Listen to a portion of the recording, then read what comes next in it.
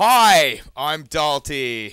I'm Gonzo. And this is Angry Amputee Amputee Show.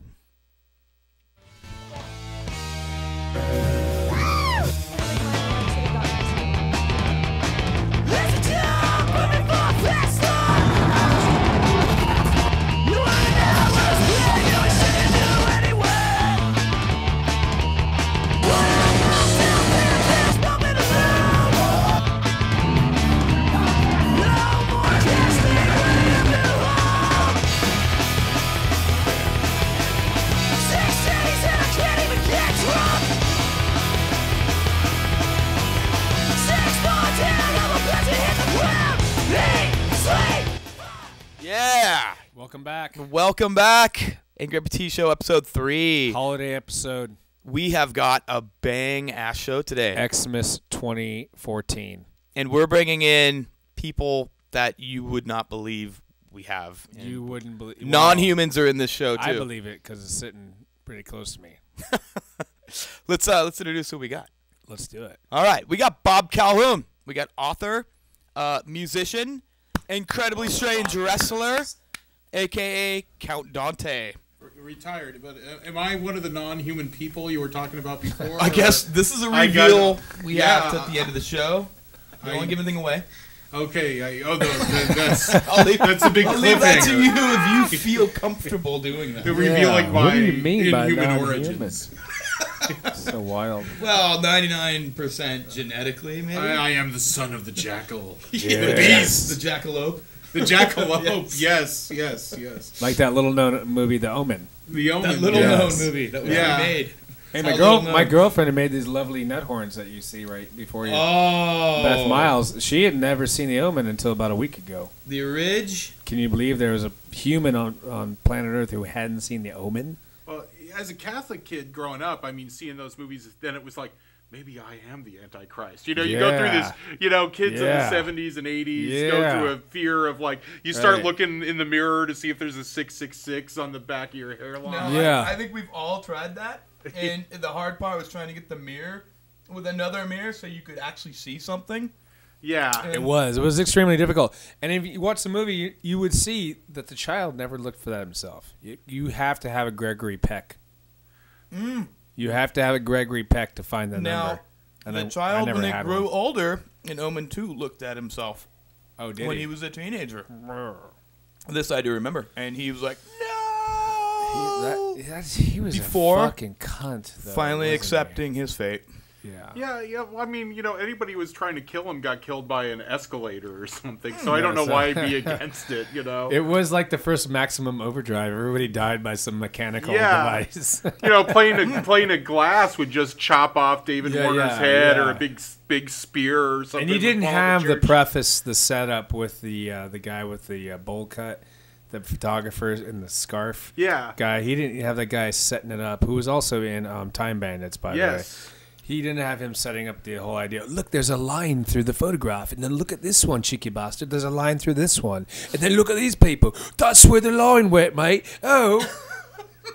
That's where it went. It is. That's how that was the whole thing. You could argue that Damien is sort of an homage almost to Charlie Manson, because as far as we know, Manson didn't actually kill anybody. He just had other people kill him. So Damien has these proxy machines, events, coincidences happen to kill people. I saw David Warner, the English guy from Time Bandits, at the Star Trek convention in Las Vegas this year.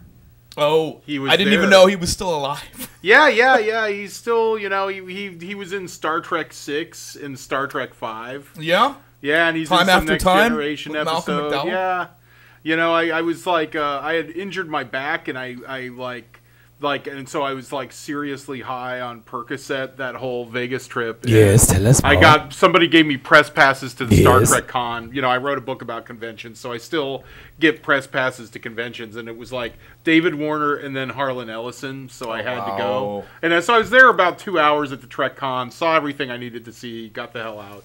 So did you actually have a conversation with Warner? Or no, I did meet Ellison. Yeah, I just saw him from afar. Gotcha. I bought, Ellison was selling little paperbacks that he's had in a warehouse somewhere since the 70s. Yeah. So I got an autograph from him, and he cursed me out the way he curses everybody out. So Ellison was kind as of is his style, huh? Yeah, but I didn't need to see Shatner or anybody again. Now you didn't see any rumblings of Warner to appear in Tron 3 as Dillinger's return or anything. Nothing like that. No, I mean I think he would have improved. What was it? Tron Legacy? Was that what it's called? Yeah. Yeah, he would have. He would have definitely improved. Sark. That was Sark. Yes. That was his in-game name. That's right. Dillinger was his. The CEO executive. Name. Yeah, right. That's right. Yeah, where I only remember him in the kind of red outfit, red light up glow stick outfit, throwing frisbees at Jeff Bridges. To the MCP. Yes. Yeah. Well, right on. I think we're talking about movies here, and we actually have this segment that we've been talking about actually for a long time. It's true. It's something that we have ourselves been involved. It's a bit of a hobby. We're a bit of a hobbyist. Yeah. And we like monkeys. We like monkeys in movies. We like monkey movies. Cheap. But as Bob Calhoun pointed out to me, most of the clips we're going to show you don't fall under monkey movie. Actually, they fall under ape movie. But that's neither here nor there. No. They're all our primate ancestors. Thank you. Yes. That's they why fit we have under a the smart broad guest on. umbrella that we define it as to monkey movie. Yeah. Yeah. So what is a monkey movie? A monkey movie is a movie that has monkeys in it, right? Fucking monkey. As some kind of story element or, what the plot is. What is this we have here? What are you going to show us? First trailer is for a classic, and all these are dedicated to our friend Aaron Reeder, who passed away a few months ago, a longtime friend of ours. So it's all dedicated to him.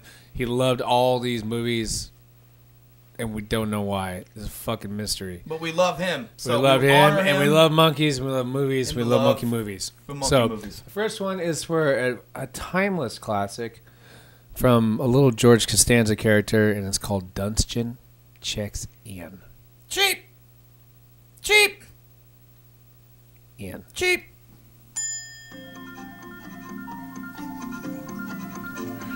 Now, is this from the 90s? Yes, clearly. Do you mind putting it in? Now look at right before he was bald. No, please, I insist. Brian, you too. Bernard, can I have another knife? But what if we get in a plane crash? We're coming back from Barbados, and we're stranded in the jungle. All right, seriously, watch this.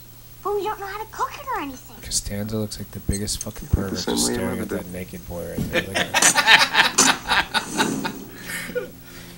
Thinking.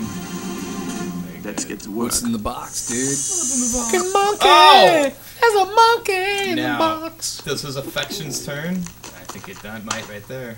That's not fair, Dad. Like to kiss you goodbye. Yes. I tie in one monkey movie with another monkey. Ugly. Who's in love with Hitching your fucking sweet film to the Planet of the Apes. Fuck you. I'll be right back. This is a great scene. Special oil. This There's no setup here at all. Yeah, there's some. Hey, where'd you come from? Is this a trailer or is this just a condensed version of This is a condensed trailer. Oh, okay. Condensed trailer. Oh yeah, get on my back, monkey. Yeah. Just see what happens. I love how the orangutan's got glasses on there. Oh yeah. Yeah. Yeah. He's very scholarly. Wow. Oh, Vulcan nerve pinch to the toe there. Yeah. Jesus. Beat me, monkey. Beat me. Come on, bam. This was PG? Yeah, I'm giving dude. this an NC-17 right there. Just because you get a boner bone doesn't make it rated R, okay? Yeah, mid-90s was a different standard, Bob. Yeah. It was when we were still a secular nation. Yes. No. This was the Clinton years. Look at this. They even have A a mugshot mugshot. book with Pee-wee Monkey in the profiling. monkey movie. You think it might be cute to put a baby Speaking of orangutan in your kid's Oh, basket. speaking about boners. Well, at first it is cute. Yeah. Then it This gets was just bigger. post The kids lose interest. Pee-wee's tragedy. And one night, you flush it down the toilet. His lost years.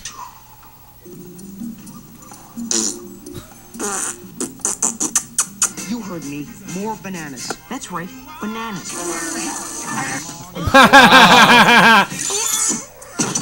Dante. Is this Newman I'm seeing? Holy. Wow. Nope. It's not. No, it's not him. It's the guy from Beetlejuice. Oh, it's Otho. It's Otho, dude. Besides this movie, I guess besides Heathers and Beetlejuice, is the only movie I know of this guy. Fade Away. You know, this makes me want to see this film, but I also know I don't need to see it. To making your stay here at the Bali I don't know. If you take some Percocet, this movie might be what you need. Yeah, well, I'm done taking that. But with every fiber of my body, there will be no further incidents. Is that a two-headed monkey? Yes, Siamese monkey. Talk about American Horror Story. I think they got it. The premise confused with Gremlins, and then got some water on the monkey, and then it had more monkeys. From network to this. Yeah, from network to this, Faye Dunaway. Oh. It should be easy. Nice. Oh, yeah. Now that was worth waiting for right there. Jesus. Pee-wee just blasted the kid? He wouldn't do that in the Playhouse. That's all that pent-up hostility from doing children's television. Yes, it all comes out. Yeah. Right? You get busted in a Florida porn house. What else do you got to do? You got to go. You got to go crazy, dude. There must have been some shoot kids on camera. Supermarket opening that Pee-wee had to do that was just particularly harrowing for him. It looked like a pretty harrowing movie. So that was Dunstan Checks In. Was there ever a Dunstan Checks Out? Was there a sequel? Or that is a really, really, spin-off TV show? Stupid question. No. I guess, well, you got something else here, huh? Oh, there we go. Oh, here we go. That's going to be great. My hero. Why did you flaunt the goddamn necklace anyway? Laszlo. Dan DeVito is Laszlo. This is written by Jeremy Joe Kronsberg, who also wrote Every Which Way But Loose and Any Which Way You Can. Like this and those classics. two movies are his only screen credits. J.J. Kronsberg. He just wrote Orangutan. The other J.J. Yeah. That's a really weird thing to get pigeonholed in, huh? Yeah, like nothing. There's no other credits for the guy. I get it. You do it once, whatever. Yeah. But then someone goes to you and go, dude, you're really good at writing the orangutan because no one else can do that. Yeah. We haven't found or that do it as skill well as yet. you. You know, this one's got 3 of them in it. You know, the Clint Eastwood ones just have 1 in it. I don't know. This casting looks like there may be more than 3, but DeVito's looking. He's looking like an orangutan there. He's looking orangutan. And Colonel Burkhalter from Hogan's Heroes. Or General Burkhalter. Calling it. That's true. Yes. Is that the fella with the little spike on his helmet? Wow. He's always threatening to send Clink to the Russian front. Yes. Yeah, you know, like Clink fucks something up, and he's like, "It is very cold on the Russian front, Clink." You know, now that you said that, Colonel Clink. Wow, that guy's been in a bunch of stuff as a slob. Actually. Yeah. I recognize him as a That slob. was wonderful. That was Butish. It was Butish. Do we even know what this movie's about? Did you ever pick up on the plot line? Well, there's some chase scenes and stuff in it. So there's some high adventure? Mobsters are after the mobsters want to kidnap the apes. Oh, yeah. For some reason. That's the premise. Yeah, it's the $2 million bounty or something. Yeah. Yeah, yes, something like that. Yeah. Now, this movie played, I remember when I was like 7 years old on HBO. It's semi-heavy rotation, so that's all I remember is watching it, but I don't really remember the details of this movie. But it even hurt your brain back then. It hurt my brain back then. You're right. It's had Tony Danza in it. Yeah. Of all things. Because this is a holiday special, I don't even know if I took any of that in. I'll remember tomorrow. I'll wake up and go, did I see DeVito? Did I see DeVito last night? And no. I did. I saw Laszlo. I saw Laszlo. So this next one we're going to set up for you is a timeless classic. It has... It's like the opposite end of the budget spectrum, and it's really good. Something. It is saying a lot, and I think it goes to what you were saying about the person who wrote it. So let's take a look at this. See what we got. Raining again. Oh, Want to do something? raining Well, not this evening. I saw a flash of what's to come there for like a split second. Yeah. So there was a giveaway. There was? There was. But that's all right. Can you imagine Clint Eastwood punching out a wise guy? Or laying out a bunch of guys who get out of line? Well, of course I do. Yes. How about a bunch of bikers from Pacoima called the Black Widows? Who's got her eye on? I want that Olympia gold right now. So good. How about him fighting for money? Philo Beto. Hey, that's Philo Beto. Neil deGrasse Tyson. He's fighting scientists. Yeah. He had to get started somewhere. Well, he did. Dude, Oh Neil yeah, deGrasse Tyson. dude. Harold Maude. It's Maude. Well, what do you think of Clint Eastwood confiding his deepest, darkest secrets to an orangutan?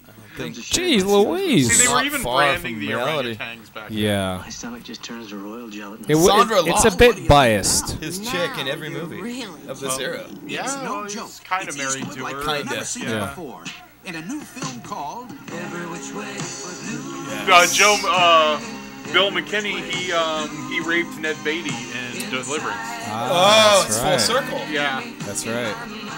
You deserve a beat Now, a monkey why movie. is that full circle? Here he is again, raping the audiences. No, that's not the guy he's talking about. Oh, that's Yeah. not the guy. I'm sorry, I thought you were pointing him out. No, he's in there though. Gene LaBelle. I wrote a book about Gene LaBelle. That was. Yeah, Gene Yeah. is one of the guys in here. He's the leader, right? No, he's not the leader. He's wearing the goggles. Clint punches him in the face, and the goggles split in half. Oh, yeah. He does that gimmick. Baboon. No respect. No privacy. My mom took me to see this movie twice. Really? You saw this in the theater? Twice. My Yeah, mom once like, wasn't just enough. loved Clint I don't know. running around And with then his he shirt imitates the monkey. on. Yeah. Oh, my God. Now there was an accompaniment for this movie, which was Every Which Way You Can, and if I remember, he's a street fighter. Like he gets just gets money for street fighting people, right? And his friend's a orangutan. Yeah. Clyde. That's his name. Yeah, and he does kind of day labor stuff on the side. He hangs outside at Home Depot with his orangutan. Yeah, looking for side work. That was like Warner Brothers' second biggest hit of '78. They didn't want to release it, and it almost outgrossed Superman, which was their A picture. Is that right? Yeah, like they were like shocked at how well it did. Like, I'm shocked my at mom hearing went that to see it now. twice and dragged me. So Yes. So somewhere now, whose there's all choice these. was that? Was that yours or hers? No, that she, like middle-aged women were perving hard on Clint back then, because women like a guy that's their own age, and so he still looked good at 40-something. Yeah. He's So they didn't want Straight to fighting. lust after some 20-year-old guy. Yeah. So she was like, I'm 8 And or 9. if you bring your son, then the husband can't be accused of going to the theater and like perving. Yeah. Right? Because who would perv with their son next to them? Yeah.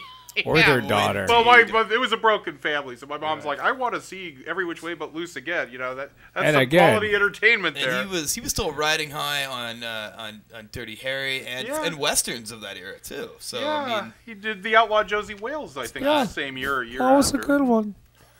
So this next one, it's a little known guy named Chuck Heston. Chuck. No He's got preface. That's excellent all you teeth. need. Huh?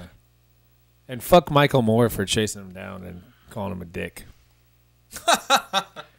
You dick. Love it. The words The are Charles fucking- Heston. Yeah. Get out a last signal. The word that we've landed. Yeah, swim, Hesty. Swim. There's no monkeys there, see? The world he finds out in the galaxy will challenge every idea you've ever had of civilization. A planet where man is the lowest order of living things, and the superior beings are apes. Yes. I think Dewey Cox did the soundtrack for this. 50,000 didgeridoos and congas. Make the laws, the gods, and control the guns that hunt a race of lowly. Even back then, he was concerned with guns. Of course, yeah. We need to know. We need to make sure we know who has the guns. We don't want apes controlling. Yeah, we don't want you to have the guns. Transforms the motion picture screen into You damn dirty ape. the Airbull's finest novel since Bridge on the River Kwai. It was a world gone insane, an upside-down civilization that could not be real. Yes, a world of madness and terror. Man has There's no understanding. You can be taught a few simple That's so crazy. That is a weird shot. Brand. Oh, he looks like me, but his braid is great. You funny babble. Yes. I like these Woodstock split screens they got going here. And then, in Omega Man, he's watching Woodstock. Oh, of course. Yeah. Omega Man was great. I mean, that's one thing that, Will Smith just could not pull off. You never saw L.A. with cleaner air than if you watch Omega Man. Gentle as a summer's night. A great many people worked long and hard to answer the question of what a civilization would be like where the evolutionary process has been reversed and apes were the superior species. Hundreds of technicians and the largest number of makeup artists ever assembled assisted the producers, the writers, the directors.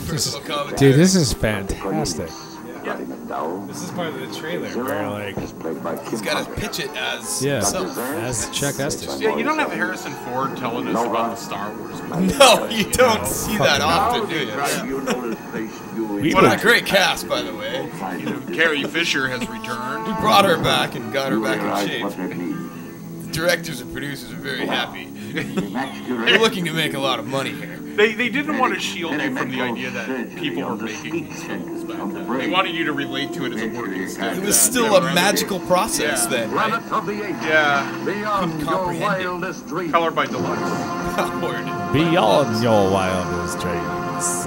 Now, a lot of those sets, they have this really amazing Flintstone look to them. I love Heston, man. Yeah.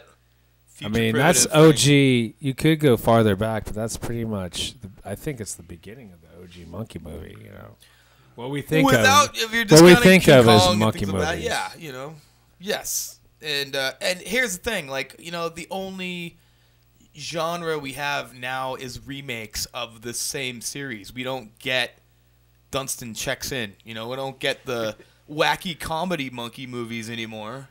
Or we haven't had any recently that I know of. What's J.J. Kronsberg up to? I mean, I bet you he has stacks of screenplays, with monkeys and apes and orangutans. You think there's some spec scripts probably sitting on desks in Hollywood that have just been gathering dust that Kronsberg was, promoting at one time, and they're waiting for the iron to get hot again, right? Yeah. The season of the monkey movie needs to come back. The question though now is, do they CGI the apes and monkeys, or do they beat the crap out of them off screen like they did in the original time and shock them with SPCA, right? It's for sure CGI. I think it's CGI. Yeah, CG. I think they CGI them.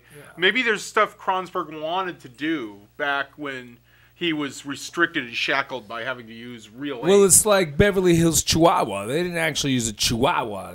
They went to Beverly Hills and used a fake Chihuahua. We have another one. Oh, good. It's going to be great. I'm really excited about this one. So I'm just going to run this because there's a bit of time right in front of it.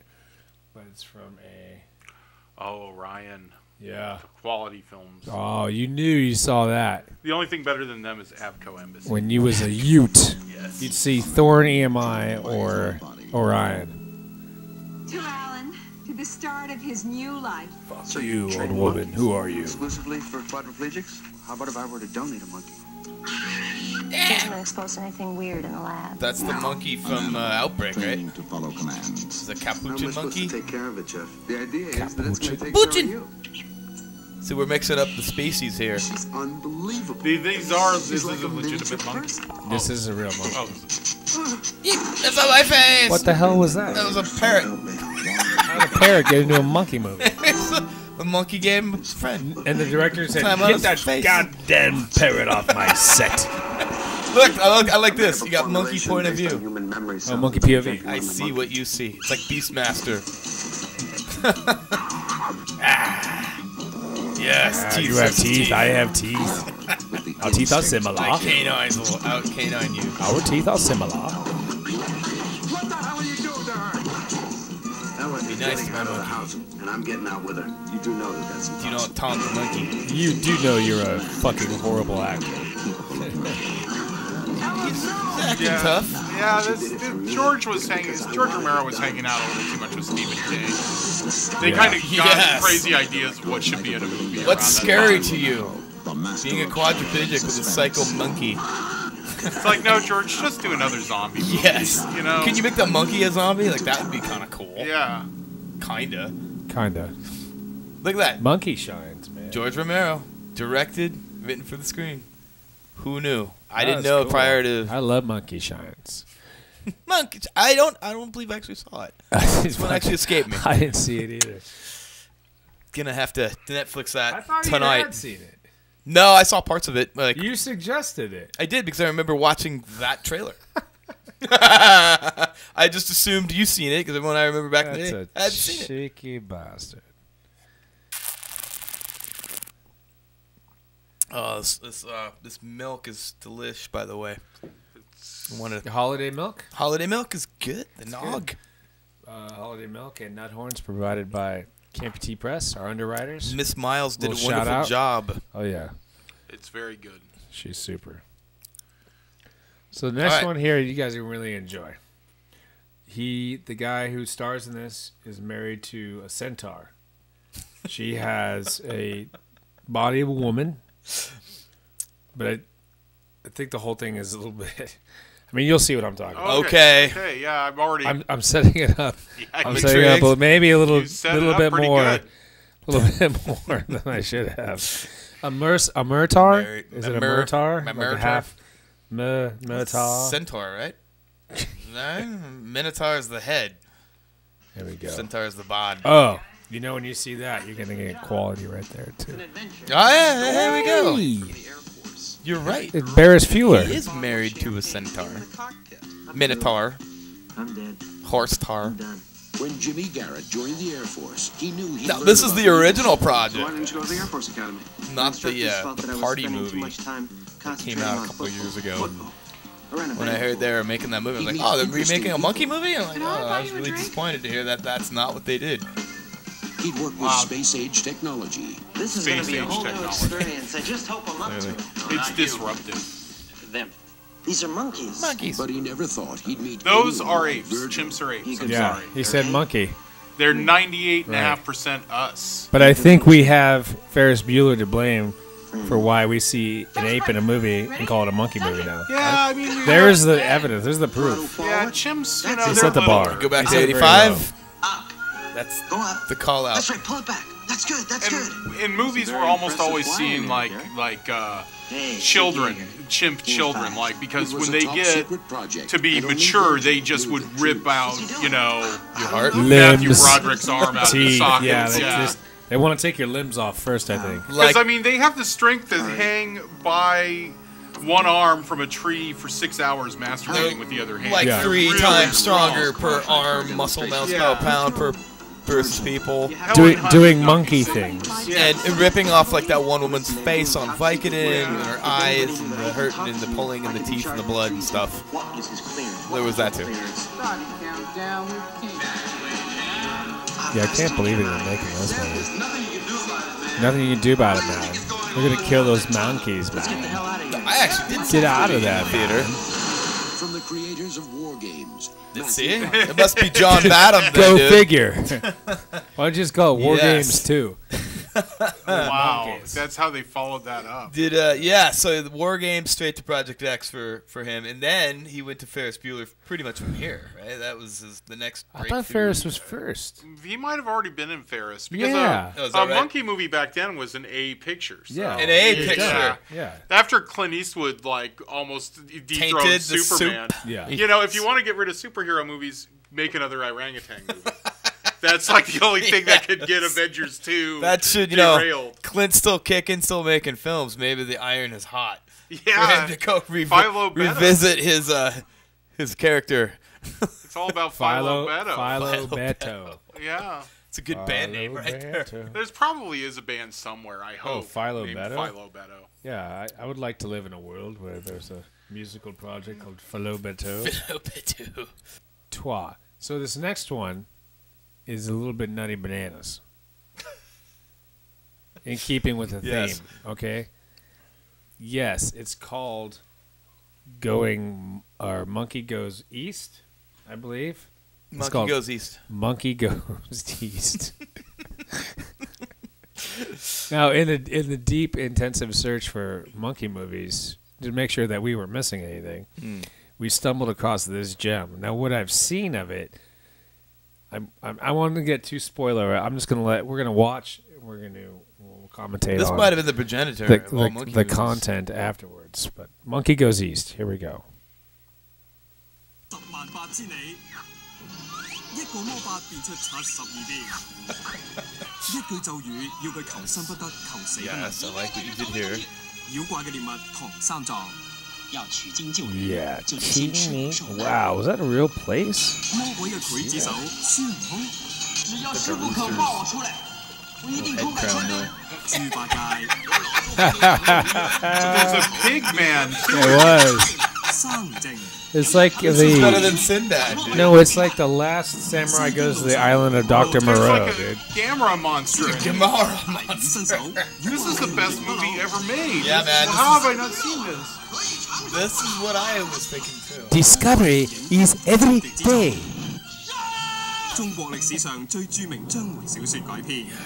See, it is like Sinbad. The monkey goes west. He go the other way. Not east, west. Yeah. That's House of the Rising Sun. That Huh? was amazing. Wow. Oh, dude, I want Bob's sort of insight, first reaction to that.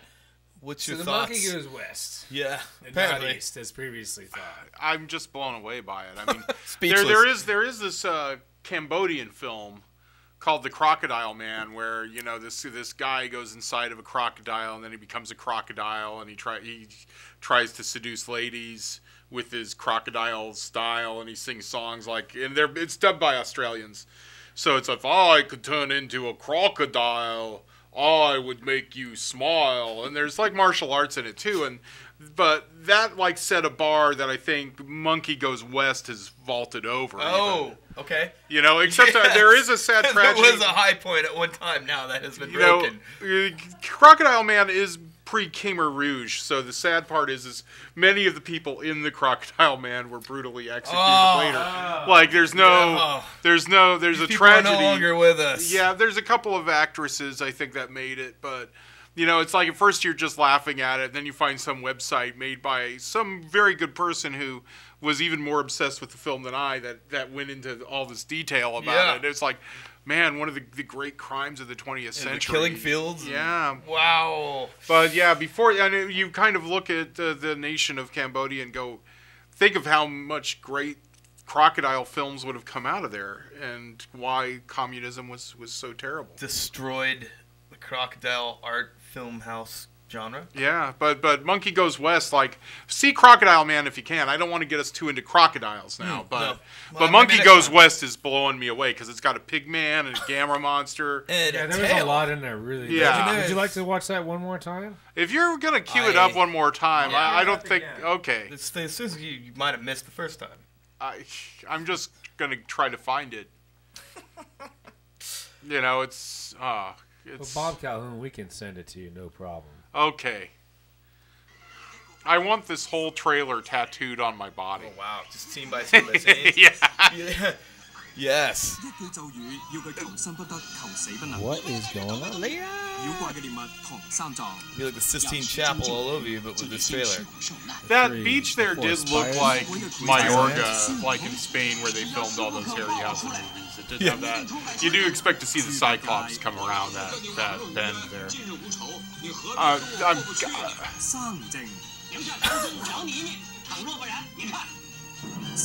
Oh, look at that. There it is. Yeah.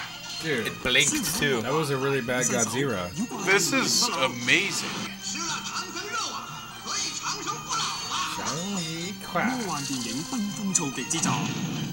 It is, man. Like every quick edit has got something miraculous. Above and beyond normal. Dope. Yes. Dope. Dope.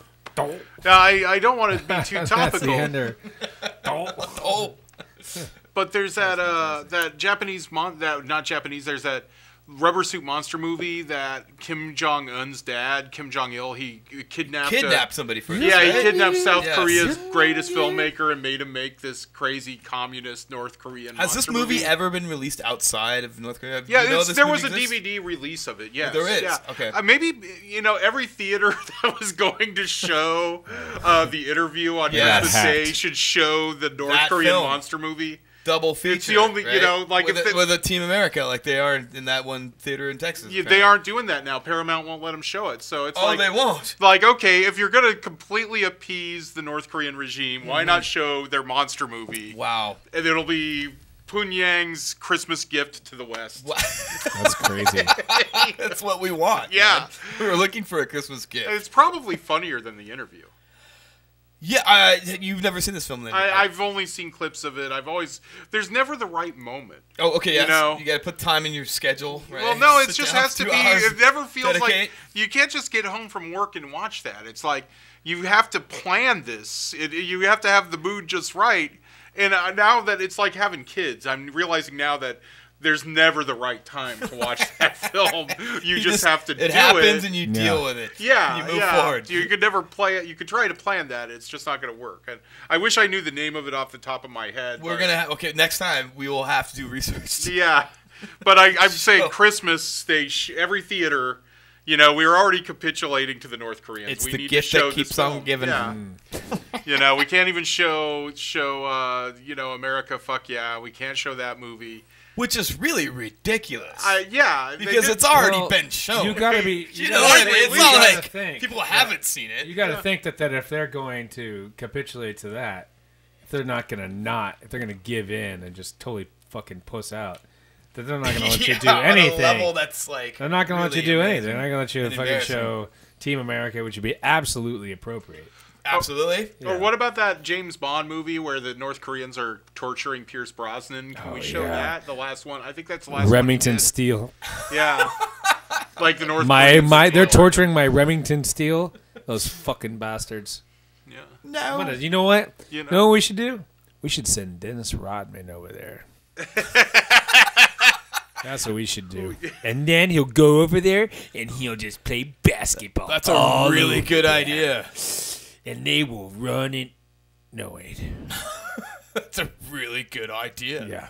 Maybe Michael Jordan needs to do a sequel to Space Jam, but honestly, set in North Korea. You know how fucking crazy this world is? Korea Jam. Can you imagine how many phone calls Dennis Rodman has gotten?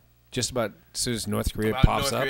Like he has to be a go-to guy. He had to be officially an ambassador when he because his story. He went there with Vice. Yeah. It was a totally like normally when you go to a country that's like completely like the U.S. doesn't have an embassy with or like they're the fucking enemy. You can't just go to that country. But Vice like set it up in such a way, and they brought Rodman there, and he was such a I mean, he was like a god there. That they were able to subvert all these normal channels and get in there. Not only do that, but film and get right next to the leader. And they rolled out the red carpet for him. Yeah. It was totally insane, man. Yeah, it was insane. Totally. So, that being said, he's one of the few people on Earth, few Westerners, that's gotten not only within feet, but is like personally close with the leader of North Korea. Yeah. So, dude, people are fucking lighting that guy's goddamn phone up. Dennis Rodman, dude, what is he doing? He's in bed. Who better? With 100 piercings. He's probably just got his last piercing was in his nutsack or something. Yes. And he's probably letting that heal, and he's like, oh, man. Multiple piercings. I got to let this one heal my balls. And then the phone rings, and it's like, do you know what happened in North Korea? He's like, dude, it's 2 o'clock in the afternoon. I just got up. What's up? Rodman. Ric Flair went there once. Oh, Ric Flair wrestled a match there for it was some kind of peace thing. I had no idea. Yes. But yeah, Flair hasn't been there since the 80s. I mean, those are the American celebs yes, that go to yes. North Korea. Flair and Rodman. And Rodman. Yeah, that's who goes there. That's a wacky place, man. We should be parodying that all the way home. That's to the cows go home. Athleticism at its finest. Now if they exports that we could come up with. If they made the interview with Flair and Rodman instead of Rogan and James Franco, right. I mean, it would have been a funnier movie. They were already getting laughs at the idea of it, and they wouldn't have banned it. Honestly, it's probably the best thing that could happen for this movie too. Yeah. In like 2 weeks from now, it'll be everywhere, and it'll just have all the hype behind it. I mean, who's to say this wasn't totally strategized in the first place? I don't know. Yeah. Possible. Yeah, who knows? Maybe they never even finished the film, and Sony had Sony. And did we need to make up for, give him some lies so we can get another couple of weeks of editing in. Because they're kind of wedded to Rogen. The fourth ending.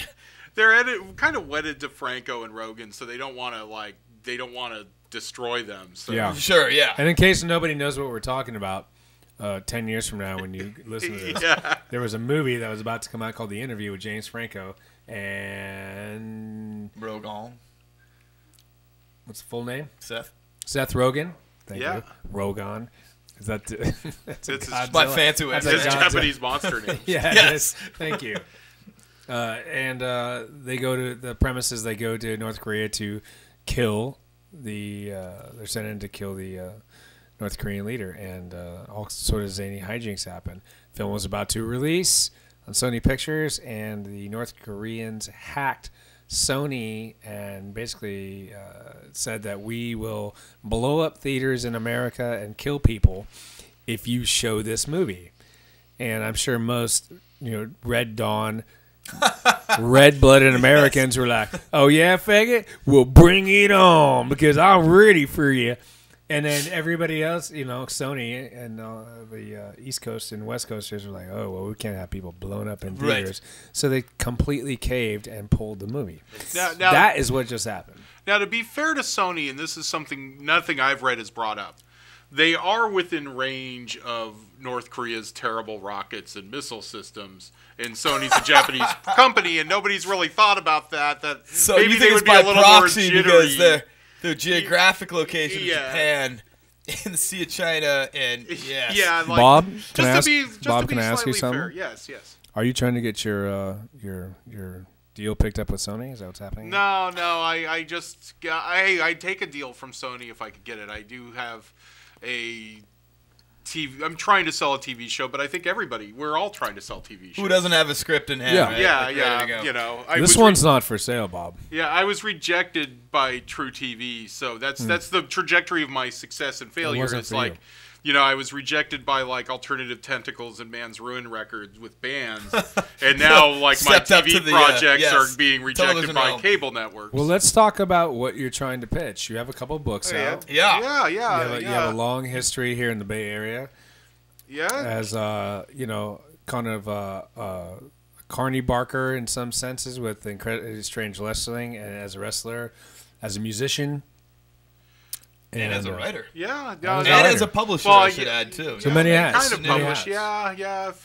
I fail spectacularly at everything, but I was Count Dante in Incredibly Strange Wrestling, and then thought it was great cross-branding to have a band as Count Dante.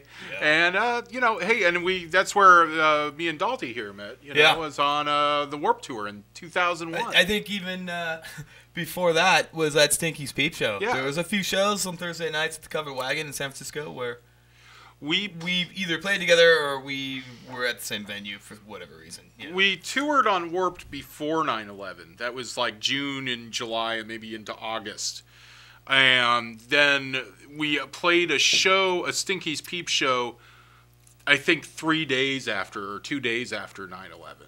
We were booked, and it was still at that point where when is it cool to have a show again? There was an Angry Amputees Dante show. Yes, I remember, and I think Slender was on that bill.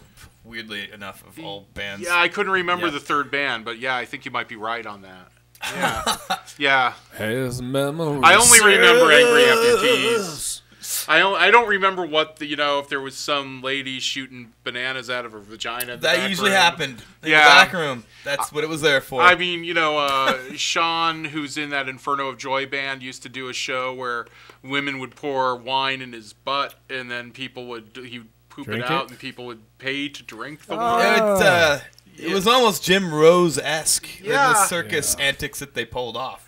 Yeah, but with a touch of class because of the flocked wallpaper. Flocked wallpaper always makes things a little classy in a kind of old West whorehouse kind of Victorian way. style. Yeah, very steampunk before we were steampunk before steampunk. Before steam.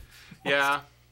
You know, I mean that's the thing when I think about Incredibly Strange Wrestling, which I emceed it and I also wrestled in it from about 96, 97 through 2003. I quit after the European tour and I retired to write my tell-all memoir. So, really quick, how did you get involved with Incredibly Strange? Did you formulate that yourself? No, I mean, Audra did that. I mean, that was her show. Oh, actually, going back farther, August Ragone, the Godzilla expert, and Barry from Hellbillies, and, maybe Johnny Legend. It's one of those things. I was a Johnny-come-lately on that show and came in later, but it was already running when I got in it. And there was already kind of Trotsky, Stalin splits in the show where there was a L.A. Johnny Legend version and Audra had her San Francisco version. And the people who founded it were all hating each other, and me and like the cruiser Greg Franklin, called Craig Martins in the book, and a few other people, we were like the replacement cast, we were like we were the Roger Moores, and those guys were the Sean Connerys, the Roger Moores, or maybe I was the George Lazenby of ISW, the guy who did that one movie with Telly Savalas and then went away. I mean, I was coming into it a little bit later, but me and a couple other guys were good at coming up with silly matches, and so you came up with a lot of the cards then, right? You came up with a lot of the characters. I was doing the booking after a while. I mean, it was always a collaborative effort, but yeah, I mean, we were, some of that, especially on Warped Tour. It was the one time I felt like I was like a baseball manager, because it would be like, well, can we put Tim under 3 different masks and have him do 3 different matches because Dave practically broke his arm. Yeah. We have to rest him a couple days. There was that. I remember a lot of people were getting hurt on that. Yeah, that was that. Day. And the nurse, there was one nurse on that tour that was just getting bogged down with all the wrestling guys. Yeah. And had some conflicts with a few people that were like, look, I'm really hurt. You need to help me. And sometimes she was supporting them. I mean, I guess the difference was we had guys who were in their 30s trying to do this stuff, where the skaters were all like 15. It's like when you're back a little better. When you're a 260-pound, 35-year-old man falling on concrete, it's a little different than when you're like a 15-year-old kid falling on concrete. So like a plumber versus an athlete. And we were doing like at the Fillmore or at the Transmission at most, we would do one show a month. So if somebody gets hurt, if somebody gets hurt, they're either healed or they're not, and you just have somebody else do it. But when you're doing 45 shows and the logistics of a traveling show kind of are completely different. There's a 2-month multiple shows per day sometimes, right? Not just one. We did 2 sets, and somehow we survived it. They never asked us back, Well, it's whatever. It's too bad, man, because, you guys became a really huge draw just for that tour alone. By the time we hit the East Coast, I think we had our audience, But, those early Warped shows, we were doing some really terrible entertainment for those people. But, they just would look at us for 2 minutes and leave and go see, wait patiently for the Angry Amputees and Desperation wait Squad. Patiently. Yeah. I think we had a very similar experience on that tour. Like, our first couple shows have sucked. We really needed to pull it together. And we learned, how to become a band on that tour. It was so regimented. And we got to see you guys, every day because you were, right in front of us. Yeah, they paired us with Angry Amputees and Desperation Squad. Desperation Squad. That was okay, this stuff kind of goes together, and it was fine with us because, we were cranky older guys, or some of us were, so it wasn't like, oh my God, it's the Ataris or whatever. Yes. It's Bouncing Souls. I can't, we had some guys that were into that, but we were like, oh, fuck, I want to listen to Zeppelin. It's like... I was really psyched when Rollins came on, because it was that was the height. 2001's the height of happy punk. Yeah. Where everything's in major and everything's really upbeat and songs about suburban love that sound kind of punky. And the Rollins comes on, and it wasn't like my Rollins phase was when he was in Black Flag, when I was 16 and pissed off and couldn't get laid. So I hadn't really listened to Success Seminar Rollins. You know? But Rollins is all angry, and he's older than we are, and he's doing songs in minor and with weird jazz musicians that are kind of slumming it with Rollins, and it was oh my God, the Rollins band was so refreshing. It was very, you know, it was yes. it just sounded different than everything else that was on that tour, you know. Sum 41, you know. Yeah, I found myself sort of going towards, you know, Distillers were over there. I think Fear were on a few dates. Yeah. Black Halos were on a few dates. You know, I was always kind of trying to find the outliers that were only on for brief periods of time. And, yeah. You know, they weren't even on the full tour, you know. Yeah, and Misfits, like a kind of Misfits review where they did the Monster Mash and stuff. You know, they had Dez from Black Flag, and it was kind of a punk rock kind of super group they had. And the Distillers, they were good. And I mean, there were lots of great bands, but I was just, you know, I wanted to hear like negative punk. Right. You know, that's what I was a Dead Kennedys guy. That's why you got into punk, right? Yeah, I did. Like, when did it get so upbeat? When did it get so peppy? Yeah, they all ripped off Descendants, right? Like when they were the outsiders.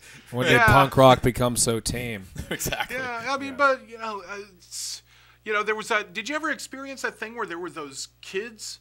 Those bands with like nobody bands that would just follow the tour, and they were like waiting. They were waiting patiently for like they weren't even doing shows. They were waiting for angry amputees to finally say "fuck this shit" and leave, and a slot would open. Oh no, I didn't hear about this. See, we weren't officially on the tour. Oh, they kind of said we have the side stage, and if you can make it to the shows, we'll give you a booking slot because it's all based on local bands and it's based on women in rock and in sports and all that stuff. And we had 2 girls in the band, so that sort of worked out. Yeah. For them, and we weren't paid for it. You know, we ate cereal without milk every day. Oh man! But hey, I don't mind to complain. We had a blast, man. Yeah, we were like bitchy little queens compared to you guys. Oh yeah, we actually had to jack power from the Atari's bus because we didn't have a generator in our RV. Oh man! So we bought for shame. Look at this. What do you have? You have a little some here.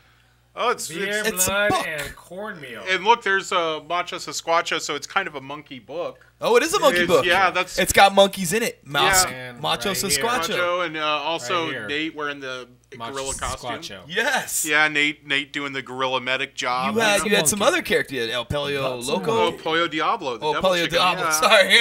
Everybody called it. Doesn't. Yeah, he's Hey, I know I have them written down. This is your book from a few years ago. Yeah. This is a great read. Oh, Dante and I read it together. He takes turns, I take turns. He goes to sleep, I wake up. I think if we're okay with it, we've kind of primed. Like I put some post-it notes. Could you do some readings? That'd be great. We'd really appreciate that, actually. Yeah. I think I got. I had to rush through. I haven't read this in a while. Okay, so this is like our first or second day on Warped, and we did, unlike Dalty, they gave us hotel rooms sometimes. So we were, if I complain about conditions in this book, it's only to be funny because I'm a raging asshole, because there were people like really just giving their all to be on this tour. We were the crust punks on that tour. Yeah. Okay, so here we go. I spent the early morning hours of the first working day of the tour hunched over the elongated toilet bowl in my room at the Phoenix Ramada. I hurled about a half a gallon of whiskey and followed that up with a salvo of partially digested refried beans and 2 pork chimichangas that felt as if they had somehow reformed into their original shapes in my stomach. Those refried beans and their accompanying layer of lard had failed to hold my boozy barf at bay. I fumbled for my toothbrush to chase the taste of upchuck out of my mouth and tried to figure out why my greasy safety measures had failed me. The blunts, I thought. It had to be the blunts. Manny Franklin had rolled them out of cheap shake weed and even cheaper cherry-soaked King Edward cigars as we all partied down in Tom Corrigan's hotel room the night before. "Why are you smoking the weed that way, Gino?" our long-haired Brooklynite tour manager asked as he watched Manny form the turd-like spleefs. "It's ghetto weed," Manny answered, "so you gotta smoke it ghetto style." Gino, a veteran of many rock tours, was stunned into a rare silence by Manny's cogent philosophy. Manny's retort was a ringing endorsement for smoking those god-awful things. We all toked heavily off them and drank with a fury born of success and recognition. Even as a sideshow, we'd hit the big time. From a tiny dark room at the Transmission Theater, we were now embarking on one of the biggest tours of the summer concert season. And as a sideshow, we stood out. 20 or 30 bands tended to blend together, but there was only one wrestling show, and it was us. Who knew where this might lead? Everyone was getting along. The indie wrestlers got along with the ISW amateurs. Shane, the wrestler that we once collectively feared, was now our best friend because we were all going to be in the same boat, or at least the same bus. We bullshitted about the inner torment of Ric Flair and the Macho Man as we pounded beers, slammed shots, and smoked Manny's giant-sized joints until early the next morning. It was those blunts. I should have never touched those things. Beautiful. Yes. Nice work, bud. Yeah, man. All right. Good writing, good reading. Life on tour, too. Yeah. Really kind of sums it up. It's all right. That was just one excerpt of many. Yeah, somewhere in here I do write about the bands and I write about Angry Amputees, but somewhere within, you're going to have to pick up the book and find out where. They're in here somewhere, yeah. There's a part in here somewhere about like when I was wrestling El Homo Loco at the Fillmore and James Hetfield. I'm forgetting my Metallica members. Too many shots in the head. James Hetfield was at the side of the stage yelling, "Kill the fags!" And, you know, I mean, I guess he's improved now. Jarl? He can't. You know, he was just yelling, "Kill the fags!" Yeah. But in my memory, the distortions of my memory have him. Enter you know, him. That's the only way you can vocalize. Kill the fags! Chapter de rice. All right, so Bob, I just got word from our producers that we're running low on time because we've been having such a good time. But I want to let people know about your latest book, Shattering Conventions. Shattering Conventions. Yeah, I went to a bunch of different conventions. I went to a gun show.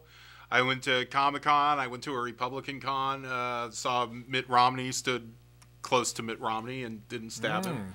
And he didn't stab you either. No. But his hair was there, you know. His hair was there. I had to spend a whole day with the late Andrew Breitbart, you know. Oh, yes. I heard about the story. Yeah. Breitbart, he was my best. You out, right? Yeah, he called me out during their little Tea Party rally. You know, which it's like, you know, I didn't get on stage with him because it's like I'm just there to I don't know. I had a press pass from Salon, so I'm like, you know, the closest thing to the enemy for him. And right. Yeah. So, okay, so today, you still write for Salon.com. No, right? no. I mean, you know, editors change. I'm writing. I wrote a thing about the wonders of Daly City for Gawker. I wrote for Gawker recently, and I write for RogerEbert.com. You know, oh wow. You know, I write. See, you are the enemy of Breitbart, dude. Writing for RogerEbert.com now. Well, then Breitbart, he passed away. You know, it was right before the book came out, and it was, you know, my wife's like, "Oh, Andrew Breitbart just died," and then it was the one time I could say this. It's like, damn it, he's worth more to me alive than dead. Because it becomes part of your marketing plan, like is to have him be angry about it and write about it. Yeah, it's like, but he just hasn't figured out a way to cash in on it yet. Yeah, right? I don't know. I mean, you know, the hook. Hey, you know, you could look at Breitbart one of two ways, which is, on one hand, yeah, he's the biggest asshole in the world. On the other hand, you know, I couldn't get that close to Rush Limbaugh. Or anybody else, Bill O'Reilly. He wouldn't even notice me. But Breitbart, he was like the DIY conservative bag. He was accessible. Like, he was open source conservative bile. So, you just somehow finagled a press pass from Salon. He gave me the time of day. Like, Bill O'Reilly could never, ever be bothered with me. Matt Drudge couldn't be bothered with me. None of them. But so, on one hand, he's a terrible human being. But on the other hand, you know, he was. You could be Nancy Pelosi, or you could just be some fat guy who got a press pass. He was gonna stick it to you either way. So now, I know we're running low on time, but do we have time to run the quick trailer for this book? I think we got time. Yeah, we do. All right. So we're gonna watch a really quick trailer about Shattering Conventions. And it's gonna feature the people that you write about. Shattering Conventions.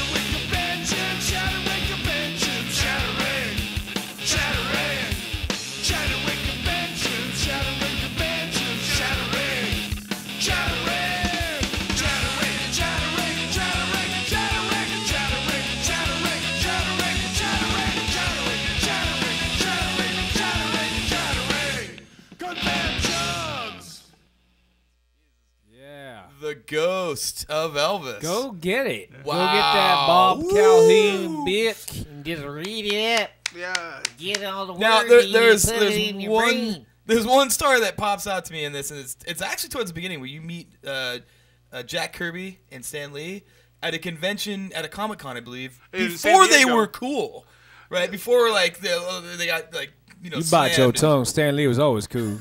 Before you could access them, right? Like, you could get and talk to them. Well, Kirby shared with you his idea that a lot of his characters came from World War II, and if I'm remembering correctly, but I think there was this.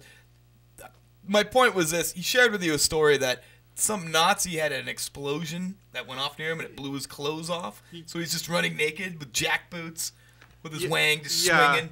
Biggest schlong I ever saw. Kirby this is a Jack Kirby story. Yeah, like, yeah. All things. Yeah, he's just like, he would tell anybody these stories. And like, Comic-Con now, if Jack Kirby was still alive, there would be a line wrapping all around downtown San Diego to see anybody that accomplished. Right. Would Clooney have a bigger line, or would the guy who plays Thor have a bigger line? Of course, but Kirby would still. It would be really hard to get to him if he were still with us. But back then, it was kind of a weird time. Like, Stan and Jack were very accessible, and Jack's just standing there, and hey, it's Jack Kirby, and you start talking to him, and he starts telling stories about growing up in the Lower East Side and guys he saw that could kick 3 guys' ass at once, and he would draw that and have Cap do that. That was it. But yeah, he tells this one story that he was in World War II in Patton's army, and they had done this artillery barrage on the German side, and Kirby and all the other soldiers on the American lines are just kind of hunkering down. And then so there's this big, huge explosion, and he sees this huge German guy running, and the explosion blew all his clothes off, almost like a Warner Brothers cartoon, I guess. Yes. And he's got his boots on, but his dick is flopping around. And he tried to surrender to Jack Kirby, the creator of the X-Men, Fantastic Four, the Hulk, you name it, he created it, Silver Surfer. And Jack Kirby, he goes, no, surrender to him. And Jack's like, I was too embarrassed. Couldn't accept him. Yeah. You cannot surrender to me. Yeah. Looking the way you do. Yeah. Because his fucking borscht was too big, huh? Yeah. Well, yeah, that's the thing is, Jack Kirby, Jewish, he goes to World War II, gets to slaughter Nazis. This is like a good time for him. That's right? Yeah. Yes. These are great stories, man. And I know you got lots of these in the books, and we'd love to have you back one of these days. Oh, it's been an absolute pleasure having you here today. Yeah, so thank you so much. Thank you. Once I found out there were the ape movies and the monkey movies, I was so psyched to do the show. That was the just only the icing on the cake, man. Yeah. You were on the fence prior. Not so much on the fence, but like I said, I would have left work 4 hours earlier today to get here. Whatever you need. So that being said, we'd like to thank you for coming, and we had a great time. It's going to happen again. Yeah. Indeed. Next month, we're going to have Jason Myers. We know we promised him last month, but it's not going to happen. Another author. Next month. Author of young adult novels. Young adult novels. They call them. They're going to be great. We will catch you next Books time. about kids having sex. Next up on the Angry TV Show. Filled it What out. are they up to now? Yeah. They changed that now. And thank you all. Different than it was. Have a Merry 2014 holiday. We're going to check out, and we'll see you next month. Thank you so much. Bye-bye. Ring-a-ding-a-ling.